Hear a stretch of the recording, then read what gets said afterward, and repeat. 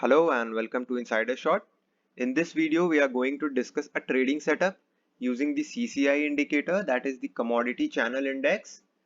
And if you guys don't know about CCI indicator, I have a link in description. Go watch that video. It explains what is CCI and how do you calculate CCI. So in this setup, we'll be using CCI indicator and two EMAs, that is 21 and 50 exponential moving average. Okay, so let's start. So the most biggest myth about CCI indicator is that above 100 CCI gives you a overbought range and below 100 CCI gives you an oversold range, which is very wrong because CCI just shows you the strength of the trend which is currently going on. CCI has no relation with being oversold or overbought. So the point of CCI is to give you the strength of the trend. So if you have watched my previous video where I have explained CCI, you will be able to understand it better that CCI is just a strength indicator. Okay. So just I'll give you a few examples. This is HDFC Bank on a daily chart. Here you can see once the CCI indicator goes above 100, you can see at the same time there was a very good up move in the stock. So CCI is nothing to do with that. Now it has went into an overbought zone, so we can sell it. This just shows you that the stock has now got a very good strength, and you can use this to enter the stock. Okay. So here as well you can see CCI came down, then again went into the above 100 zone. You can see a good up move. So this is what the basic meaning of CCI is. CCI helps you gather the trend. You can see here as well. Once the CCI went below 100, a good fall. Once the CCI went below 100 and this time a good fall happened. Here it went above 100. It again gave a good gain. So CCI is just a strength indicator in the trend. So you don't need to use this to get an overbought or oversold indication. This is very wrong. And if you're using this, do read about CCI indicators more so you'll be able to understand it better. So I personally use CCI indicators on 15-minute and 1 hour time frame. You can use it on other time frames as well. So that depends on you. Okay. So let's see a few examples. We'll go on 15-minute chart and we'll plot 15 and 21 EMA. Okay, so the yellow line is the 21 EMA and the white one is the 50 EMA. So the only significance of the moving average here is that, see, if we have a crossover of the slower moving average above the crossover of the faster moving average, that is the 21-day moving average above the 50 moving average, we will be only going long. Okay, so above the moving averages, when the price is above the moving averages, we will be only looking for long trades, and when the price is below the moving averages, we will be only be looking for short trade. Okay, so now let's see what the setup is. Okay, so now here we have a very good example on 15-minute time frame. You see there was a crossover, point 1 done. Now price around bullish zone. We will be only looking for buying opportunities, and after the crossover, we got a good crossing of CCI above 100. Okay, so this was our buying signal, and you can see not immediately, but the price did go up slowly. Okay, so see, the main thing which I have been talking about in all my videos previously as well, you have to be very strict with your stop losses. Taking stop losses is not bad because if you have a very favorable risk to reward ratio, taking stop losses will help you maximize that profit. Okay, so we'll look for another examples as well. You can see prices closed below 21 and 50-day moving average, and we got a oversold, or you can say below negative 100 CCI. So we would have went short around this price of 1505 and a good intraday profit of 25 points. Okay, so these are good intraday points which you can earn and you can look for another trade. One more thing you need to keep in mind, that the first cross above 100 or first cross below minus 100 is the point where you should take the trade, because slowly the trend starts to lose that steam which it has. Okay, so now we'll try to find more trades. See, so here what happened, we got a very good buy signal from CCI, but price was below the 21 and 50-day moving average, so we would not have bought around this point. Okay, so we've got another signal at this point at around, you said, 2 o'clock. So the price was at that time 1513 and it went up quickly to 1525. So a good 10 to 12 point. So that is like upon your risk and reward. For me, my SL would have been below the 50-day moving average. Okay, so if price would have went below the 50-day moving average, I would have taken my stop loss and I would have started looking for other trades. So this setup is really useful if you want to go for positionals.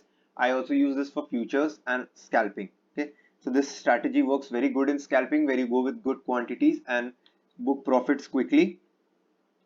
So one more thing, as same as the other indicators, if there is a gap in the market, we should let these stocks settle, because these are simply statistically calculated formulas, statistically calculated derivations. So you need to let the market settle if there is a big gap up or gap down, because what happens due to that the data gets skewed. Okay, so the data gets skewed. You can see here as well, there's a big gap down, big gap down. So what happens, even if you are getting a good sell signal at this point of time, according to this setup, you will not be taking that sell signal irrespective if the price moved in that direction or not. Okay, because that there's a skewness in data due to gaps. Okay, so let's see some few more examples. Here we have got a crossover. You can see at the same time you got a buy signal from CCI. So we would have bought around 1413 and you can see a good up move.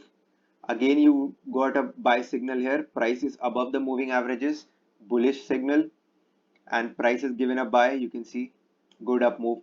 So here what happens, what I have explained in my previous videos as well, you once if you have a very good risk to reward ratio, you don't need your every trade to go right.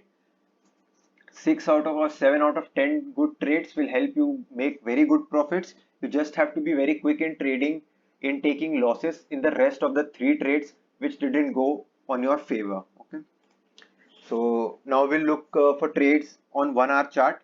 So we'll look for just a few examples so that this setup gets hammered into your head, so you can use this live.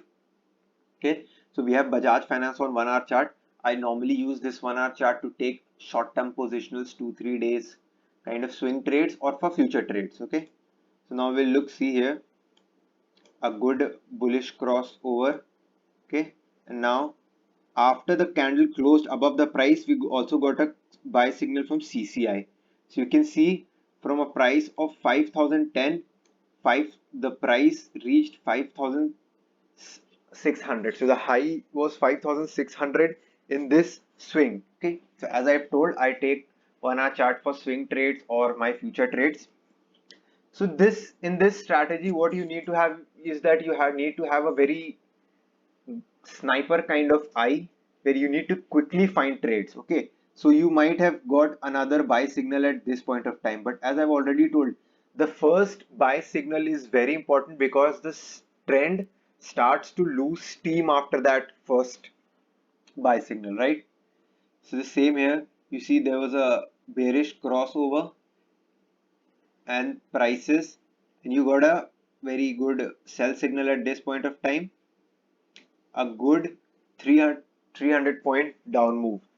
Okay, so this you can use for a futures trade as well, to short the stocks on futures.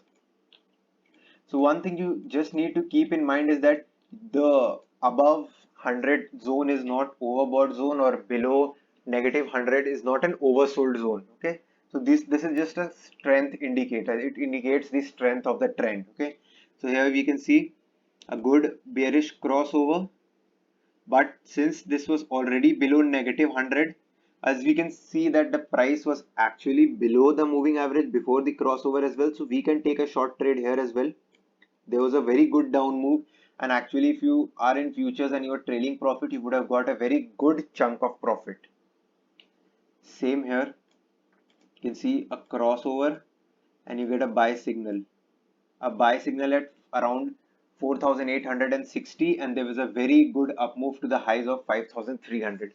So you can see, you can easily getting 400 to 500 point moves in Bajaj Finance, and I have been using this strategy specifically in Bajaj Finance, and I've been getting very good results in Bajaj Finance. So there are some setups which are very good in some stocks. This setup works in most of the stocks, so that depends on you on which stock you trade. The most important is the time frame. For me, it is 1 hour and 15 minutes. You can trade it on another time frames as well, and do tell us what the results are. Okay. So we also have Nifty index chart here for 5 minutes. You can also use this strategy to get the direction of the index, right? Okay, so we'll just see a good bullish crossover of moving averages, and price went above the positive 100 at 9:55 candle. You can see after this there was a very good up move, an up move of say around 120 points.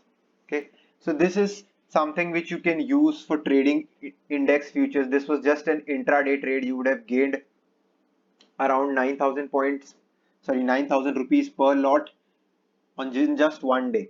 Okay, so this setup is what is going to help you do this.